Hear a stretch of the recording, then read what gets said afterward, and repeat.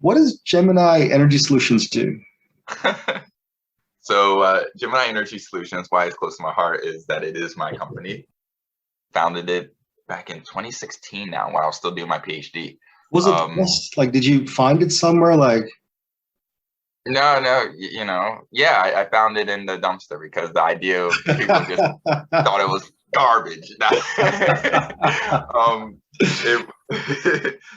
So I actually, what we do is we provide investment grade energy audits for the small commercial building stock. And when I say investment grade, that means that you could take our energy audit report and get financing to upgrade your space due to our findings. We do this at 10% of the cost that standard energy auditing companies do.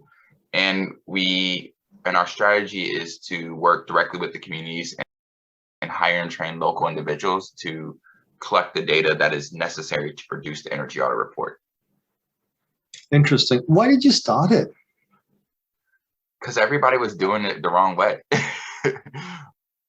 While I was doing my PhD at Stanford University in California, I would go to conferences and then constantly be one of a few minorities there. The clean energy space in America is heavily male white dominated. And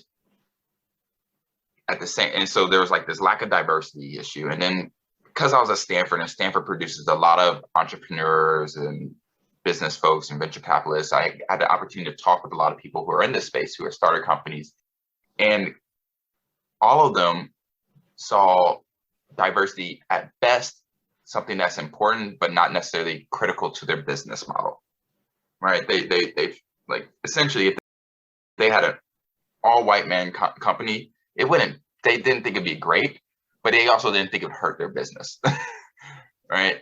So that was problematic for me because I see that diversity being critical to business, right? To the business model. If you're going to be providing a service, you need to be able to provide it to a wide range of individuals. And you can't do that unless you have people in your company who identify with those individuals, or you can't do it effectively, I should say. So that was one issue. It was like, I went out there, I was like, maybe I'll work with someone else. And then I realized none of them are developing a company or have a company that fit with my view of the world and how it should be. And the second aspect was none of them wanted to work with small commercial businesses. They didn't want to work with churches, community centers, small restaurants. They didn't want to work with them because it wasn't profitable enough for them. And so I thought, why don't I create a company that addresses both of these issues at the same time? That's beautiful. That's beautiful. You found purpose and you found a niche market which is underserved. Fantastic. Fantastic. What do you want it to be? So Gemini Energy Solutions, what like 10 years from now, we catch up again. What do you want this to be? We'll be catching up on my yacht. It'll be electric, don't worry. Fantastic. No, I want it to be the catalyst for transforming the small business sector. In America, people have asked me, oh, why won't you do it other places? We're in about America first, and then we are the worst in terms of per capita pollution. So let me fix here first, and then I'll go elsewhere.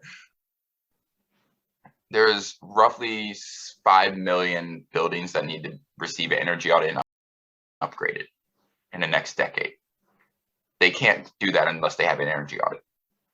That translates to, I believe, 30,000 audits a month that need to happen starting this month. Nationwide, we're at maybe 1,000 a month. I created this company to be able to make up that difference. You're gonna be a very busy person. Yeah, right. So that's in 10 years from now, when you see me, we should have transformed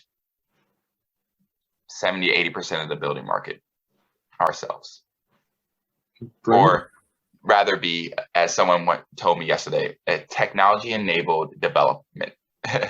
We enable the development using technology of small businesses and small commercial properties. And we hope to be able to reach 80% in the next decade. Okay, that's incredible. I mean, I think even if you get halfway there, that's still massive. I hope you far exceed it, but even if you get halfway there, that's massive.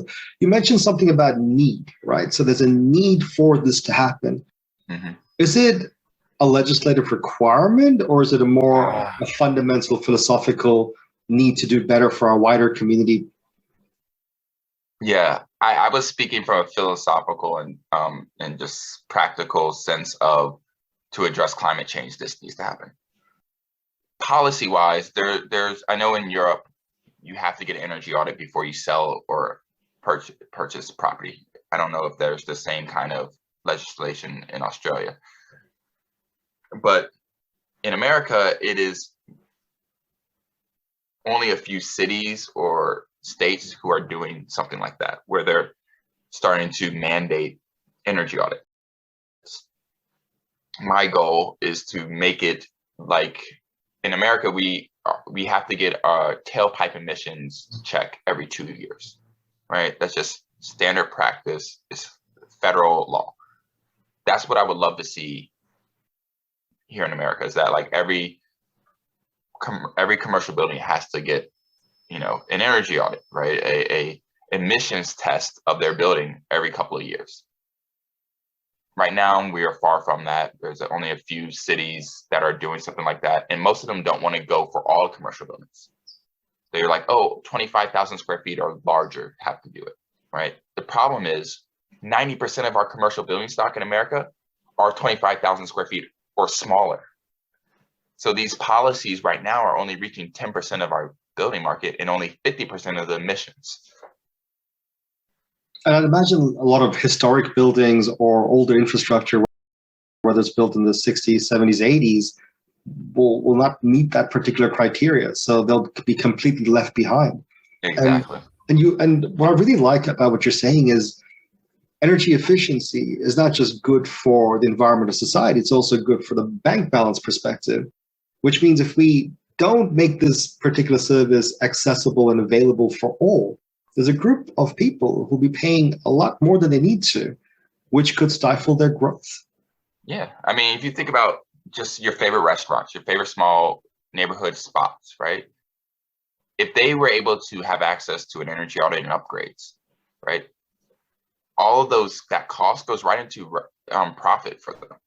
It goes directly to their profit margin, meaning that they're more likely to be resilient when, say, we go into shutdown again, right? Like, and they don't have to go out of business, right? Like, or there was an outage, or it allows for the natural kind of ups and downs of life and business to not sink a space, right? To not cause them the stress for their own, as you're running a business and you're worried, how am I going to pay my people, right? Like, that is something that's not necessary, quite frankly. It's not necessary.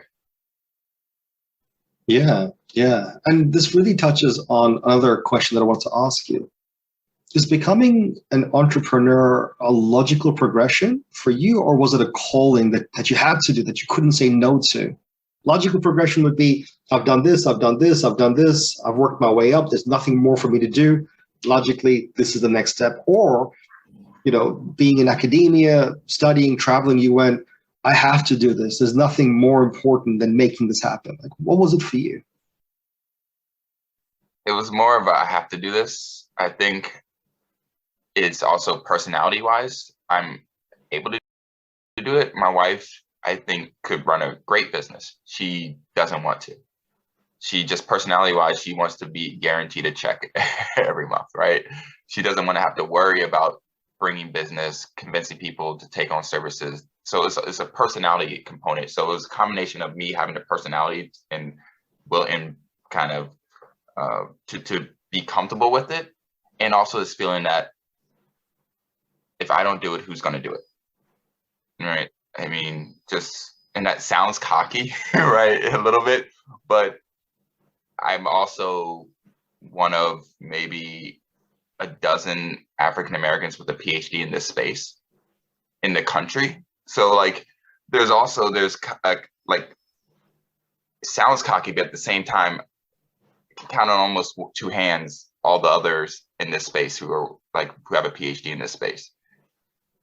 And then who says they all want to start a company also, like I said, is personality wise. So I feel like I'm in a unique position to give something that's unique back to my community, and in a way will start to help everybody, because if we're strengthening, the weakest, the chain is only as strong as the weakest link, right? If we have communities that are just folding, that costs money for everybody. And so why shouldn't we be focusing and building up the communities that have been the most distressed, the most under-resourced? Because otherwise, all money is being sunk into them constantly just to rebuild them in the same poor way they were before. And it just becomes cyclical, right? I mean, every few years they do well, and then something happens and boom, they're gone. And again, we're going, what happened to the jobs? What happened to this? What happened to that? Yeah, where are my tax dollars going? Exactly. Well, it's going to that community you wanted to ignore. Exactly. Because they're gone. Exactly. And then the problem just shifts somewhere else and just keeps shifting around, which is not good. I must say, it sounds like a lot of responsibility. It sounds like you have a lot on your shoulders. So I hope for you, my friend, you have the strength to make it happen. Me too.